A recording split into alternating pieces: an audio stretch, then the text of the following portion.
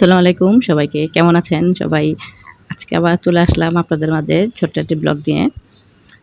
আজকে পাঁচফোড়ন দিয়ে গরুর মাংস রান্না করতেছি, সেই জিনিসটা আপনাদের সাথে শেয়ার করলাম।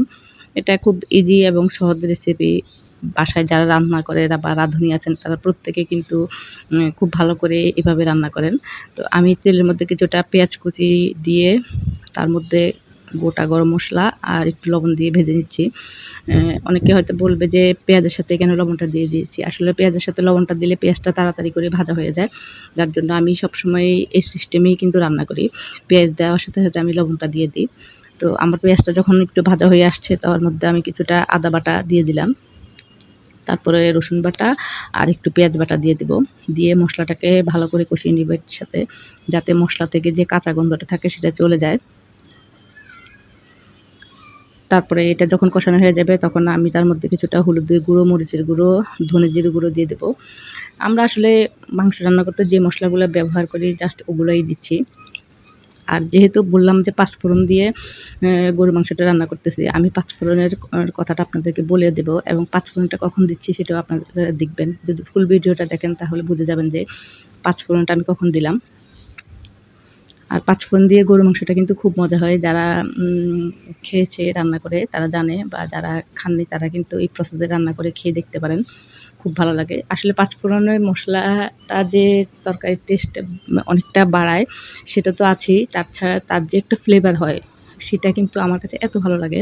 পাঁচফোড়নের ফ্লেভারটাই অন্যরকম একটা ফ্লেভার। তো আমি পাঁচফোড়ন যেটা বানাই সেটা কিভাবে বানাই সেটাও আপনাদের সাথে বলে দেব। তো আমি মশলাটা যখন কষানো হয়ে গেছে তখন কিন্তু আমি মাংসগুলো দিয়ে দিলাম। দিয়ে এটাকে ভালো করে মশলার সাথে কষিয়ে নেব। তো আমি যখন চুলার মধ্যে মশলাটা কষিয়ে মাংসটা দিলাম হঠাৎ করে আমার গ্যাসটা কমে গেছে। তো গ্যাসটা কমে যাওয়াতে কিন্তু আমার আর মাংসের মধ্যে পানি দিতে হয়নি। পানি ছাড়াই আমি মাংসটা কষিয়ে নিতে পারছি।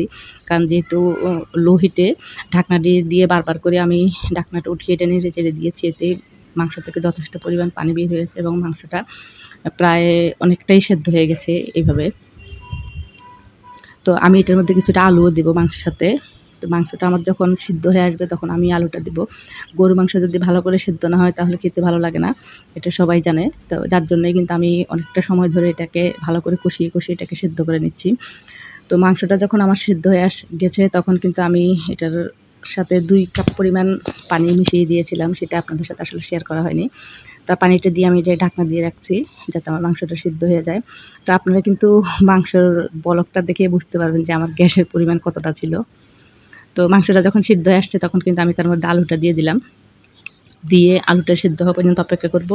তারপর আমি একদম মাংসটা যখন হয়ে আসবে তখন আমি তার মধ্যে গুঁড়ো গরম মসলা দিয়ে দিব। এই গরম মসলাটা আমি বাসায় নিজে করেছি। আর আমি বাজারে কেনা গরম মসলাটা খাই না। তারপরে পাঁচফোড়ন যেটার কথা বললাম সেটা হলো আপনি ৫ টা মসলা যেমন জিরে, জিরে বলতে মিষ্টি জিরে মানে মরিচ যেটাকে বলে সেটা, তারপরে মেথি, ধনে, সরিষা আর রাঁধুনি এই ৫ টা একসাথে করে আপনি বাসায় এটাকে হালকা শুকনো খোলায় তেলে আপনি গুঁড়ো করে নিলে আপনার পাঁচফোড়নটা রেডি হয়ে যায়। তো আমি এইভাবে পাঁচফোড়নটা করি। আমি এখন গরম মসলাটা দিয়ে দিলাম। দিয়ে একদম নামানোর আগে আমি জাস্ট পাঁচফোড়নের গুঁড়োটা দিয়ে দিব।